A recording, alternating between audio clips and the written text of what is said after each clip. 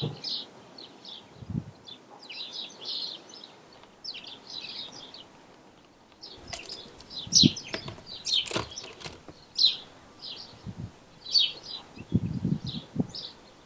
good morning, welcome back. Now today is a video of two halves. First of all, having cleaned it, it's absolutely spotless now. I feel lovely and confident working on it.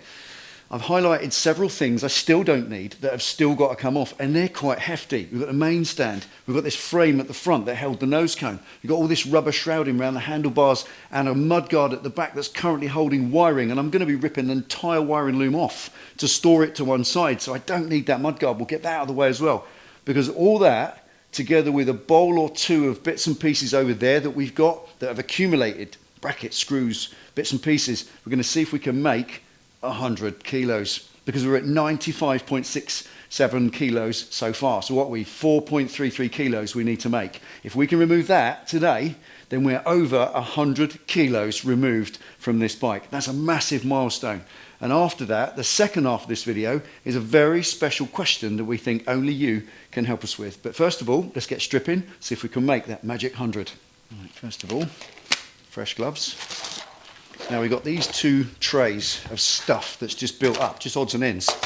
That little bag of fasteners there, they're weighed already, so we can't count them, but there's still all this. Now we've got this chunky rubber cover for the reverse gear lever, all this metal offcuts from the exhaust, a few fasteners, and all this old flotsam as well.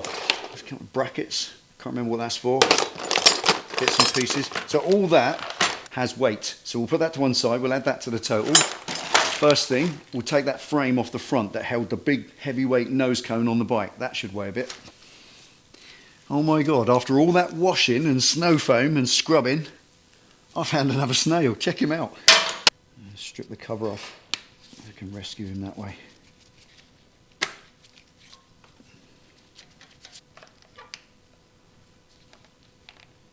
Here's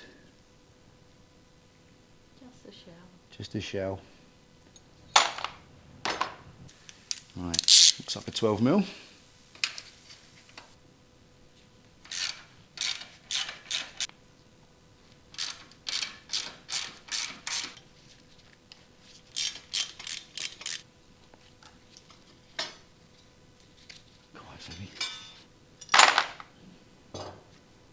Now the handlebars have got this thick rubber shrouding around them, and it's just held on with little screwed on plates. Just unscrew these and you can take the whole lot off.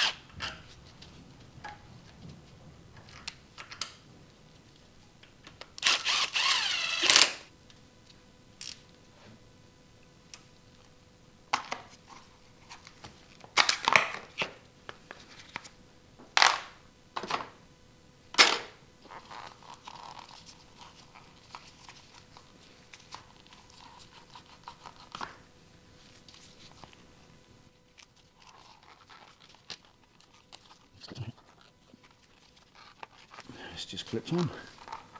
There it is. Chunky rubber. Got some retro wiring action going on here. What did they go to once? Right, we'll strap it down at the front for my personal health and safety. It might not be as heavy as it was, but you still wouldn't want it on your head.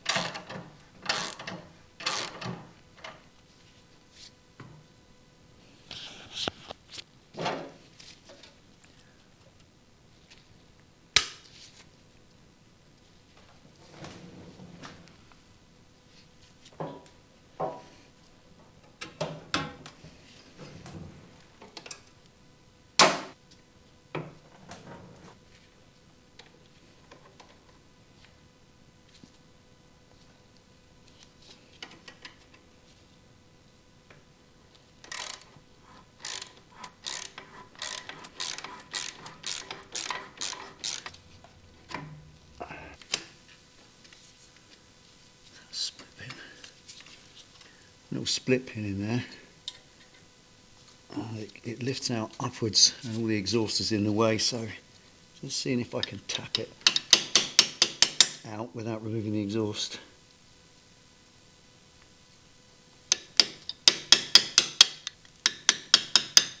Like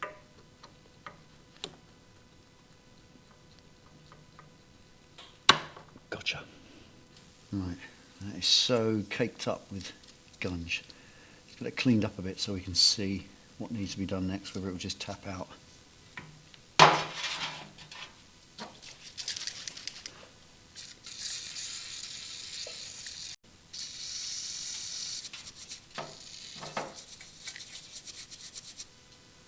Right, so it just taps out. No, definitely not. That's the hammer's bouncing, there's no yield. It's not moving at all. Might be that. Right, and a bigger hitting stick. A bit more impact behind it.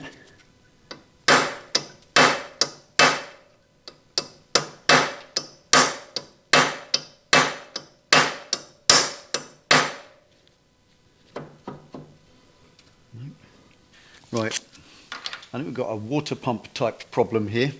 The way that the main stand is connected to the bike is it's got a tube on the top of it, and it has a shaft that goes right the way through the tube, and it just pivots on that shaft in the normal way. And all you do is you take the pinch bolt out, take the split pin out, which has all gone okay, and then with a punch and a hammer you tap the shaft out all the way. When you pull it out the other side, the stand drops free. And that's how it's designed anyway.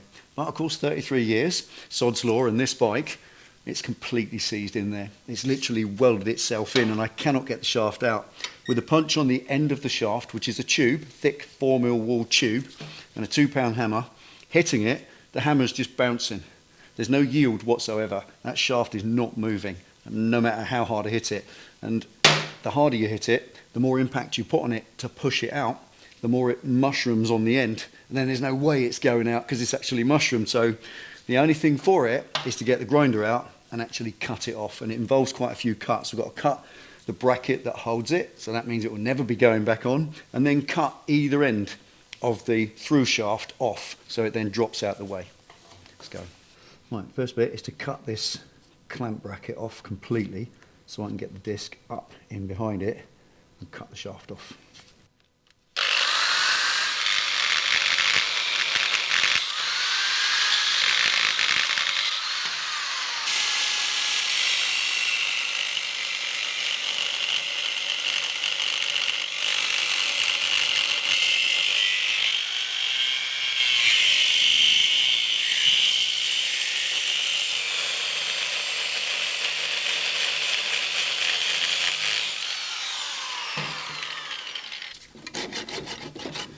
Just like the water pump, you can only get the disc in so far before the machine bangs against stuff. I've got to cut half of it by hand. There may be some time.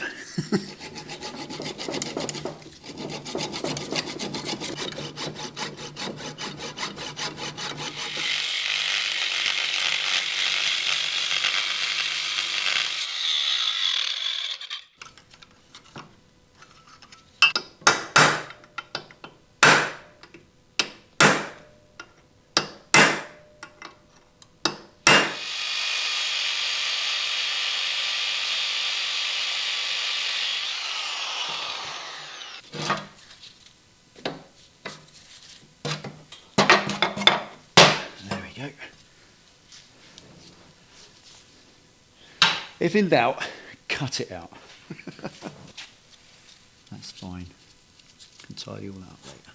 Right, let's go.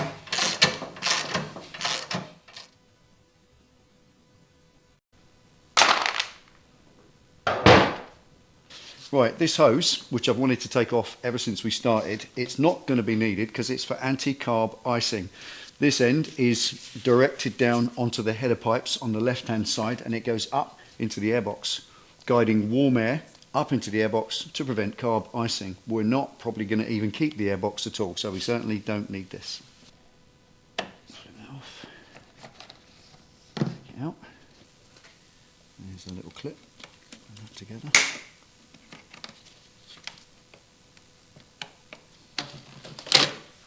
There.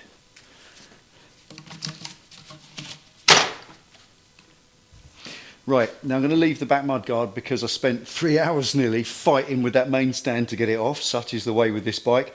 So I'll leave that for now. It's only a lightweight plastic mudguard. It won't make a big contribution. We'll do that next time. But for now, let's get all that stuff weighed up and find out if we have finally made the big 100. Right, the basket weighs 0.18, so we'll subtract that at the end.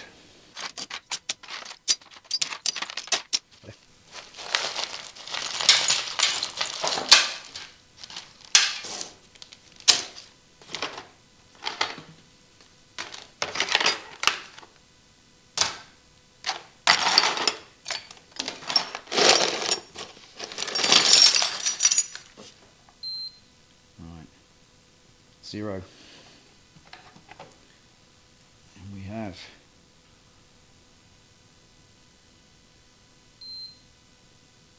2.06. I'll do these separately because 0.28.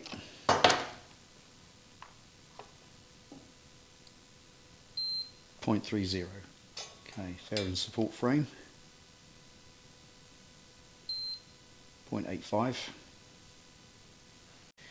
And finally, this main stand, and it is quite a lump.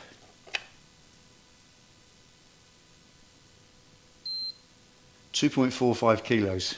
That is a lump.